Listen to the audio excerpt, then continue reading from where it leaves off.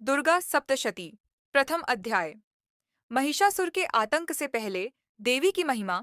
यह कथा उस प्राचीन समय की है जब सृष्टि के नियमों का वर्णन करने वाले महान रार्षि मार्कंडेय अपने शिष्यों को संबोधित कर रहे थे। आर्षि ने अपने ज्ञान और तपस्या के बल से प्राप्त अनुभवों को साझा करते हुए एक ऐसी कथा का आरंभ किया जो न केवल देवताओं और असुरों के बीच के संघर्ष को दर्शाती है, बल्कि यह भी बताती है कि मनुष्य का मन मोह और आसक्ति के गहरे अंधकार में क्यों घिरा रहता है। आर्षि ने कहा, सूर्य के पुत्र सावर्णी, जो 8वें मनु के रूप में जाने जाते हैं, उनकी उत्पत्ति की कथा मैं अब सुनाता हूँ। यह कथा भगवती महामाया के अनुग्रह और प्रभाव को दर्शाती है। अत्यंत प्राचीन काल में चैत्र वंश में जन्मे राजा सुरत नाम के एक राजा थे। वे संपूर्ण पृथ्वी पर शासन करते थे और अपनी प्रजा का पालन पोषण अपने पुत्रों की तरह करते थे। वे एक न्यायप्रिय और धर्मात्मा शासक थे। उनकी शासन व्यवस्था इतनी सुदृढ़ थी कि उनके राज्य में कोई दुख या अन्याय नहीं था। किंतु समय की गति बड़ी विचित्र है। एक दिन कोला विध्वंसी नामक क्षत्रिय राजाओं से उनका भीषण युद्ध हुआ। राजा की सेना भले ही प्रबल थी, किंतु शत्रु बलवान थे और उन्होंने राजा को पराजित कर दिया। युद्ध में पराजित होने के बाद राजा सुरत अपने नगर को लौट आए, परंतु उनका प्रभुत्व अब केवल अपने ही देश तक सीमित रह गया था। लेकिन वहां भी उनके दुष्ट और बलवान मंत्रियों ने उनके साथ विश्वासघात किया। उन्होंने राजा की सेना और खजाने पर भी अधिकार कर लिया। इस प्रकार राजा का सारा वैभव और प्रभुत्व नष्ट हो गया।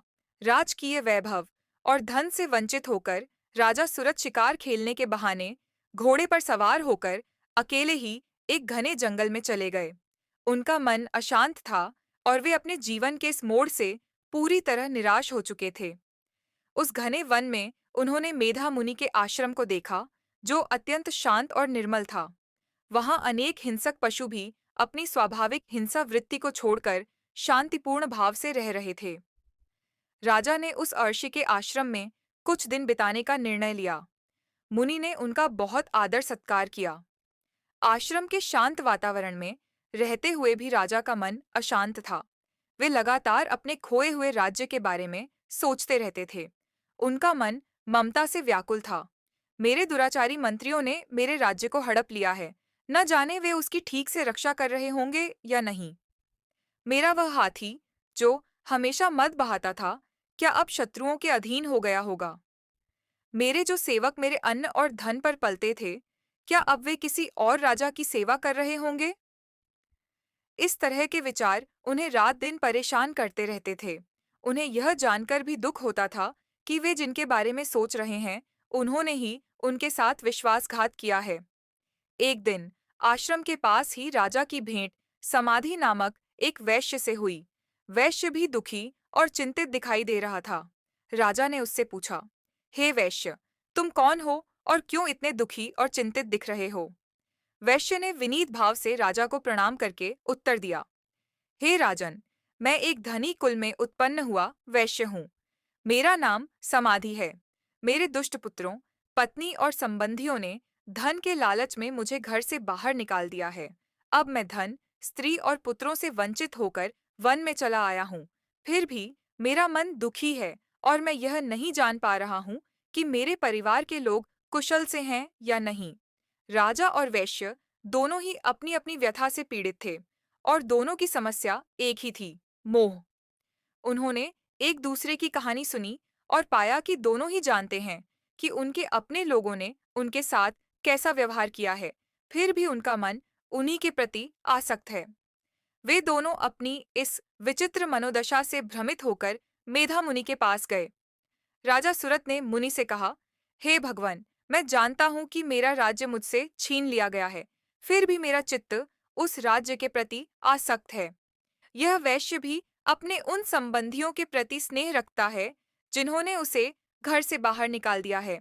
हम दोनों ही विवेकशील हैं, फिर भी हमारे मन में यह मोह और मूर्खता क्यों है? हम जानते हैं कि वे दुराचारी हैं, फिर भी हमारा हृदय उनके प्रति निर्मम नहीं हो पा रहा है। हे ऋषि, कृपया हमें इस मोह का कारण समझाएं। राजा और वैश्य के इस प्रश्न को सुनकर महर्षि मेधा ने मुस्कुराते हुए कहा, हे महाभाग, तुम दोनों ने बहुत गूढ़ प्रश्न किया है। यह सारा संसार महामाया भगवती का ही प्रभाव है, जो ज्ञानियों के चित्त को भी बलपूर्वक खींचकर मोह में डाल देती है।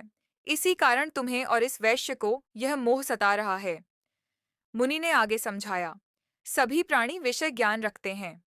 जैसे पक्षी अपने घोंसले में अपने बच्चों को दाना खिलाते हैं, वैसे ही मनुष्य भी अपने परिवार के प्रति मोह रखता है। यह सब महामाया का ही खेल है। यह योग निद्रा स्वरूपिणी भगवती महामाया ही इस संसार को मोहित करती रहती हैं। वे ही प्रसन्न होने पर मनुष्यों को मुक्ति भी देती हैं। वे ही संसार के बंधन और मोक्ष की कारणभूत हैं। राजा ने उत्सुकता से पूछा, हे भगवान, आप जिन्हें महामाया कहते हैं, वे देवी कौन हैं? उनका प्राकट्य कैसे हुआ और उनके चरित्र कैसे हैं? कृपा करके मुझे विस्तार से यह सब सुनाएं। राजा की जिज्ञासा को सुनकर आर्षि मेधा ने कहा, हे राजन, वे देवी तो नित्य और अजन्मा हैं। वे हर युग में अवतरित होती हैं, लेकिन जब वे देवताओं के कार्य को सिद्ध करने के लिए प्रकट होती हैं, तो उस समय उन्हें उत्पन्न हुआ कहा जाता है। मैं तुम्हें उनकी उत्पत्ति की कथा सुनाता हूँ। कल्प के अंत में जब पूरा जगत एकार्णव एक विशाल समुद्र में डूब जाता है, तब भगवान विष्णु शेषनाग की शैया पर योग निद्रा में लीन हो जाते हैं। उस समय उनके कानों के मैल से दो भयंकर असुर उत्पन्न हुए, जिनके नाम थे मधु और कैटब। वे दोनों अत्यंत पराक्रमी थे और भगवान विष्णु की नाभि कमल पर विराजमान प्रजापति ब्रह्मा को मारने के लिए तैयार हो गए। जब ब्रह्मा जी ने उन दोनों भयानक असुरों को देखा और यह भी देखा कि भगवान विष्णु गहरी निद्रा में हैं, तो वे अत्यंत भयभीत हो गए। तब उन्होंने एकाग्रचित्त होकर भगवान विष्णु को जगाने के लिए उनकी नेत्रों में निवास करने वाली योग निद्रा का स्तवन स्तुति करना आरंभ किया। ब्रह्मा जी ने देवी की स्तुति करते हुए कहा, हे देवी, तुम ही स्वाहा, तुम ही स्वधा और तुम ही वषटकार हो, तुम ही स्वर हो, तुम ही जीवनदायिनी सुधा हो, तुम ही तीनों मात्राओं अ उ एम से युक्त प्रणव ए यू एम हो, तुम ही अर्धमात्रा संध्या सावित्री और परम जननी हो, तुम ही इस जगत को धारण करती हो, तुमसे ही इस जगत की सृष्टि होती है और कल्पांत में तुम ही सबका संहार करती हो। तुम ही महाविद्या, महामाया, महामेधा और महास्मृति हो। तुम ही तीनों गुणों सत्व, रजस, तमस को उत्पन्न करने वाली हो। तुम ही कालरात्रि, महारात्रि और मोहरात्रि हो।